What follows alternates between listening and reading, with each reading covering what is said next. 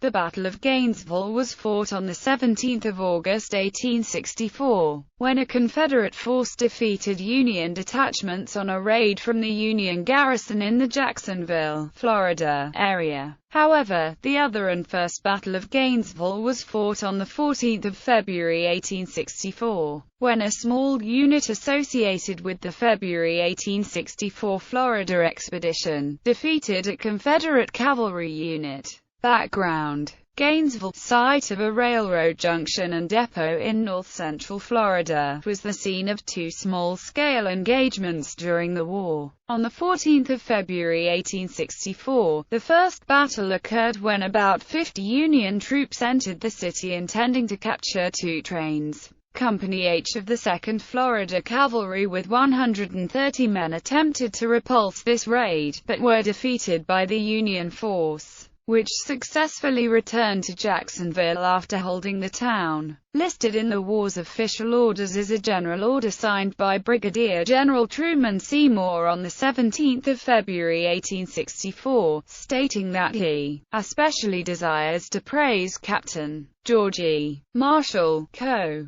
G. 40th Mass. Mounted Volunteers, and his small command of 49 men who captured and held Gainesville for 56 hours. Receiving and repulsing an attack from more than double his force, and, after fulfilling his mission successfully, returning to the designated place of rendezvous. Battle. The Battle of Gainesville took place on 17 August 1864. In the town square, many townspeople viewed the fighting from the windows of the nearby Bevel House. A Union column of 342 men under the command of Col. Andrew L. Harris had occupied Gainesville that morning. It was composed of the 75th Ohio Mounted Infantry, 2 companies of the 4th Massachusetts Cavalry, Battery A, 3rd Rhode Island Heavy Artillery with 3 cannon, and a small unit of Floridians loyal to the Union. They were attacked from the rear by soldiers of the 2nd Florida Cavalry under the command of Captain John Jackson Dickerson, supported by local militia, elements of 5th Florida Cavalry Battalion, and a small artillery battery of 2 cannons. Dickerson's men numbered about 290, although only 175 entered Gainesville and engaged in the fighting. The Union troops were tired from a 2-day march from Baldwin in the August heat.